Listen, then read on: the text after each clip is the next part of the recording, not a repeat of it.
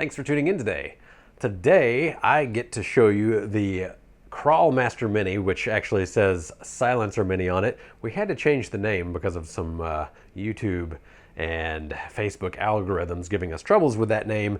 But what am I going to show you today? I'm going to show you how to solder up your kit version of this ESC. So at the time that this video drops, we will have ESCs out there in the wild. We are going to offer this as a ready-to-run pre-made version and also a kit version. You would want the kit version if you want to have your exact lengths of wires set by yourself. And as you can see in this rig, big old floppy wires everywhere. I would have been much better off to build this as a kit and not just with the standard length of wires like this one. So what I'm gonna do today is show you how to build up your kit from all of the parts that we include, and I'm going to make it just the right length for myself. So first we start by taking them out of the package. We have our bare ESC, which already has the RX wires installed. We have the heat shrink for the ESC. We have our external BEC with heat shrink. So this is a 5 volt, 3 amp dilly bob. This will keep your RX powered if you need to have power. And since I'm running a direct power servo, I will need a BEC to power my radio. So that's what that little guy is for. If you're going to run a Castle BEC, you don't need this little chip. On future versions, we will be integrating the BEC into the Mini, but on this version 1, this is how it is for a few reasons. One of them being that I honestly didn't want another 3-month delay to production to verify one more board. And everybody was telling me that they want an ESC, so we will bring them to market now and we will keep improving them just like any other product. All right, so we have our wires, JST wire, our power wires, our 3 wires for the motor, and then I also will include in the kit version in the future, it won't have leads on both sides, but essentially a servo lead, and this way you can use these for your external BEC, you can use it for wires, and you also have the 1 pin on this side that is useful.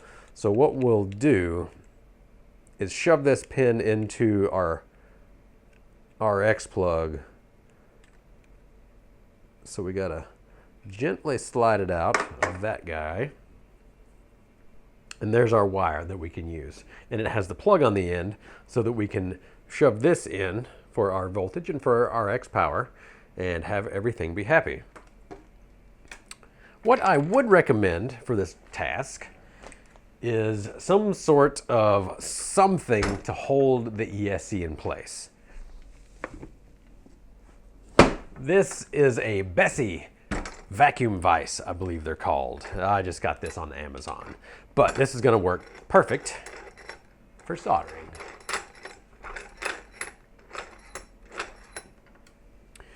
So the way that we have this all laid out, when you get it and it already has the RX wires on there, you will only need to solder on one side of the board.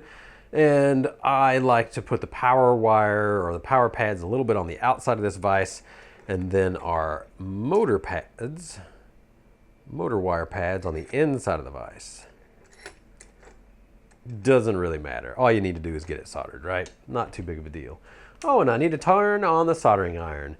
You will want a soldering iron. The wattage really doesn't matter if your tip is big enough, but this is what, like 100 watt or something like that iron we are.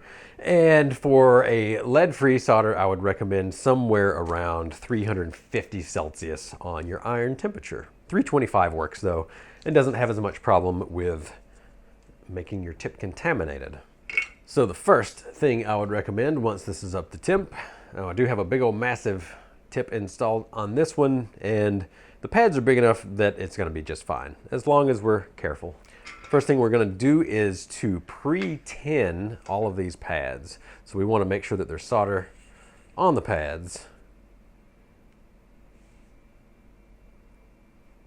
Let's see. Well, it says that it's warmed up. There we go, it's warmed up. Just had a little contamination. So a little wipey wipe, little extra solder, little wipey wipe, and I am shoving the solder in between the tip and the surface that I'm working on, trying not to just feed it directly onto the soldering iron itself. We can argue about that if you want. Leave a comment down below to tell me all about how you've never had problems with your tips contaminating using leaded solder. Lead-free solder, though, it's too high of a temperature and it will contaminate over time. But we can have a discussion about that if you want. All right, I am going to need to use this little chip, so I am going to go ahead and pre-tin the pads. Now, we don't have to use the negative on the output because we already have a negative coming from our ESC. So we don't have to double up on negatives. So these 4 pads right there are the ones that I will need to solder on. So I'll do that. This one's a little trickier because it's kind of small. I suppose I should be using my vise to hold it, but we'll just see how this works out. And if it keeps moving around, I'll put it in the vise. Oh yeah, this is terrible. It's going in the vise.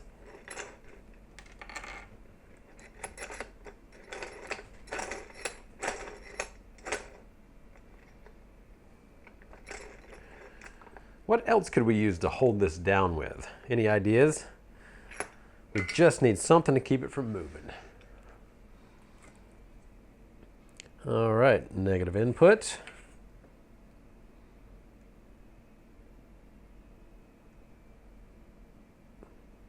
Positive input.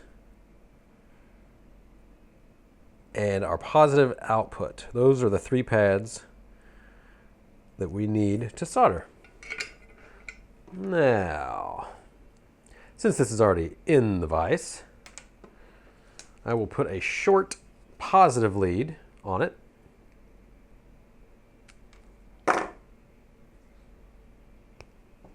And this is going to be our output that goes to the radio. Little pre-tin on the edge of this wire. And then positive output right there. Boop.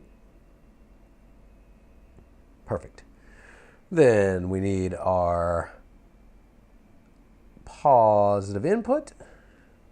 And you know what? I can just use the same wire. But what I would like to do is make sure that it's matched to the length of this guy. So let's see, how do we do this? This goes from about there to there, and this one would go from about there. There we go. That's about close enough. So our overall length of this is going to be the same as the overall length of our receiver wire coming off the ESC. And that just makes it kind of a clean install. And I'll tell you what I'll do is I will go ahead and put this on, and then we will see how close it is. Yeah, this vise is super handy. I like this. All right, so we want this to be able to attach to the main positive. So this is going to be doubled up on our power wire as well, our main from the battery. And that's just a teeny bit long. That'll be just fine. That'll be just fine. All right, and we also need a negative in.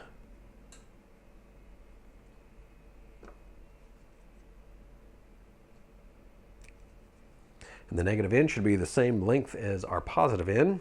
Easy peasy.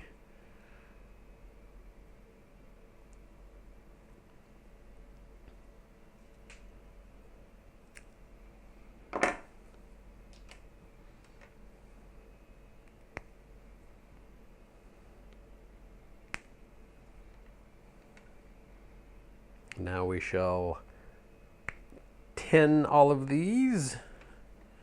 Prep it.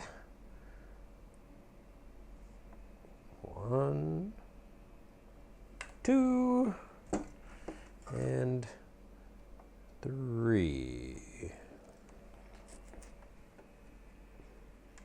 Now let's see if I can just do this on the table without it moving around too much.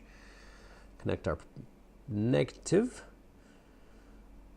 to the negative in on our switch mode chip. There we go.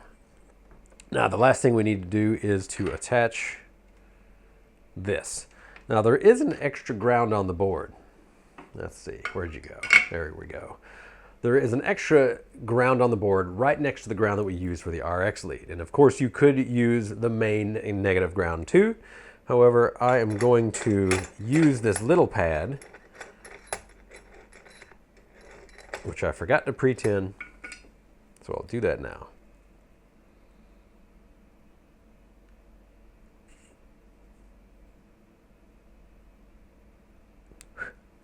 There we go. Pop this negative on there.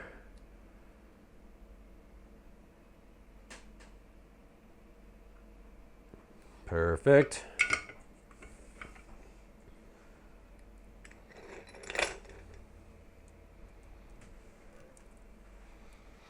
Yeah, I may have made it just a touch long, but we'll see. We're going to shove this in there, making sure that the orientation is proper. There we go. And then, boop, you'll hear the little snap of the plastic piece hold on to it. So there we go. Now, all we need to do is put the positive in on there, and I'm going to wait until I get my power wires on. But we can go ahead and heat shrink this together. So the small heat shrink just goes right over. There we go.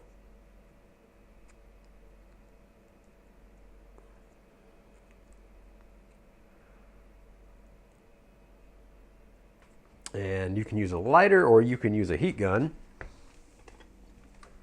I've got a heat gun today, which is not plugged in. We can fix that.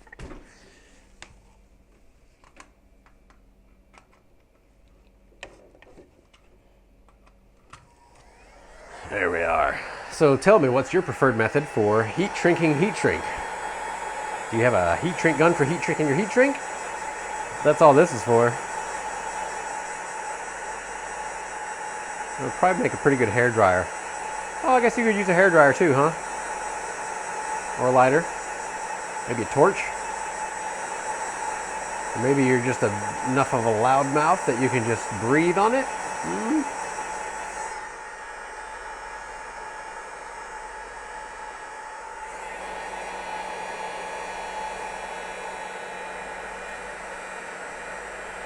There we are.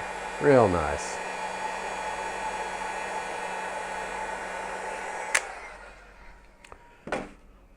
Now, before you put the heat shrink on, if you are wanting to go into wet situations, this would be the time to do a conformal coat on there. I would recommend silicone if you're going to get into water, but a urethane would work just fine. Varnish, pretty much anything to seal it up is better than nothing. But silicone is the most stable over the long term. Now we can do our power wires.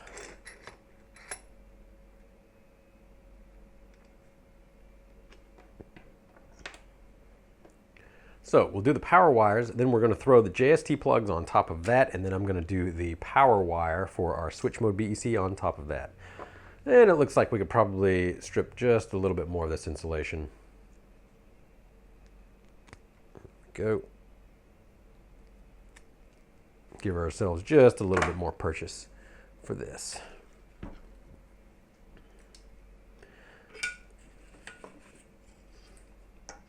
Usually I do add a little bit more solder just to make this joint flow nice.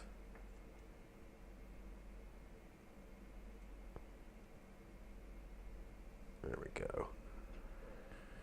So lay it down on the positive, bam. Nice and quick. A quick joint is what you want. And let's see, I'm gonna try on this one to just pile up a little extra on the negative pad. And then we'll just throw this on. We'll see if that works. Yeah, that looks like a terrible join. but it's actually not that bad. There we go. I'm going to add just a little more solder. Boom. Here we are. So power wires are on. Now we just need to put a few negatives on there as well. And if you're fast, you can tack this down onto the existing wire, and you don't have to worry about it coming all apart, but you got to be fast. So I'm going to attempt.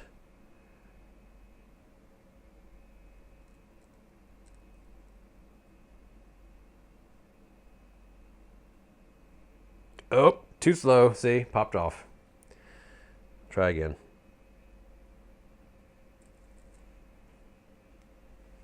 There we go. Melt that down. I'm actually going to go to the other one since I overheated the positive enough to have it slip off. I'm just going to go to the negative. Let that sucker cool down. We'll get a little extra solder this time.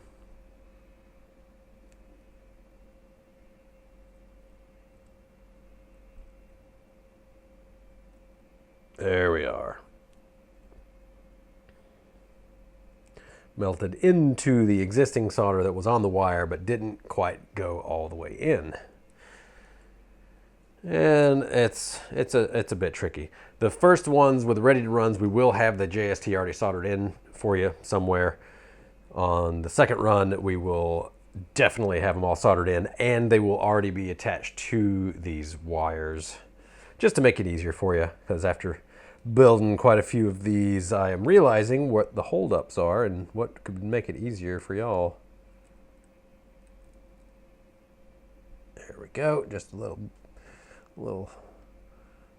melt, not too much. Had it perfect. I did it again. I ruined it. Try once more. Too much heat. This is tricky. Even for a dude that solders a whole bunch, this is tricky. So I'm gonna have to add a little bit more solder now. It's gotten a little overheated.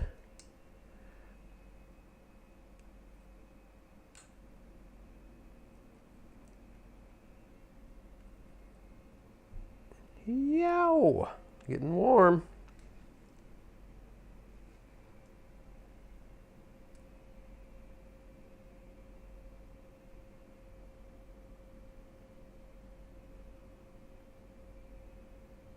There we go. And truthfully, these little wires don't have to pass much, so even with a pretty terrible solder job, they will do their job. Just got to make sure that they're on there well. There we go. That'll do. That'll do. Now we have our last one. 3 wires on one join.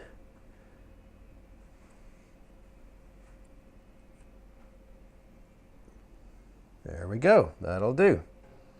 Although I want to hit that one more time just to ruin all the work that I've been doing probably. We'll be fast. Bam. That got it. That got it. I'm always trying to get it a little better though. Just a little better. I'm having to add solder to my iron, which is never really a good sign. There we go. Now that's a decent join. That'll do. Next up, motor wires. Now, I should probably do this to length. I have this rig right here, and I don't need all of that. Honestly, the wires on the motor are plenty long, so I could do some little stubby guys. That's what I'm going to do on this. So we're going to chop this down. We can use this wire on another project down the road. Make sure these are all even length. Even enough. Then we got to strip the wire. Oh, 3, 4, 5 millimeters long or so. Doesn't have to be a whole bunch. There we go.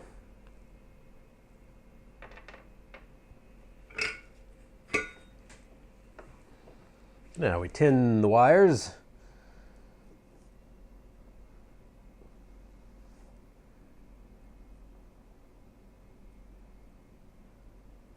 This would be a good time to use a third hand so you don't burn whatever table surface that you have.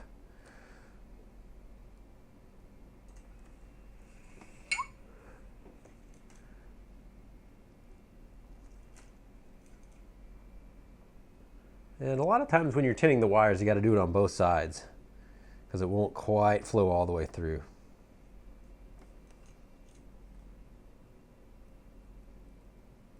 There we go. Flip her over. Yep, Bear. Bear Grylls. Whatever happened to Bear Grylls anyway? Maybe he ate too many piles of dung trying to survive out in the wilderness that was, you know, a few feet from a highway. Hey, if you get views drinking water out of elephant dung, then I guess that's what you do for a living, right?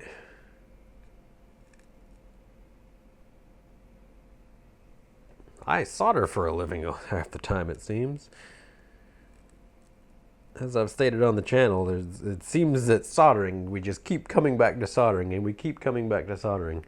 All right, so she is done. Except for the last heat shrink on there. Now, let's see, how long did that take me? What, 15-ish minutes or so of soldering? So even with a person that is relatively quick, has done this plenty of times before, you can expect it to take about that long. If you are not good at soldering, however, I wouldn't recommend getting the kit because this is a little tricky. Get the RTR, we'll do it for you. Now, we are going to put our heat shrink on. I'll turn off my soldering iron. And now we warm.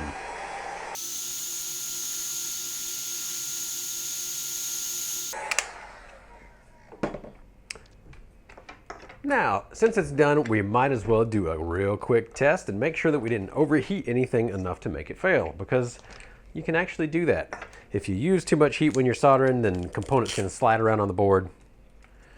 And no good, no bueno. There we go. So this old mess of wires, we shall pull out the old ESC. That was working just fine, but I do want to see how much better it looks without this Medusa's head of wire on there. And truthfully, I could have made it shorter on the power wires too, but you know, it's all right. I can always go back. I know a dude. 1, 2, 3, plug them right in. Hey, this is going to be a lot cleaner. I like it. I'll have to mount this hard in here one day. You know, make it look good. But the problem is that I switch out so often that it's just hard to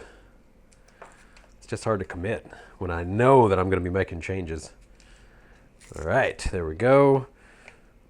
Our JST powers the direct power servo. Boop. And our switch mode BEC powers our radio.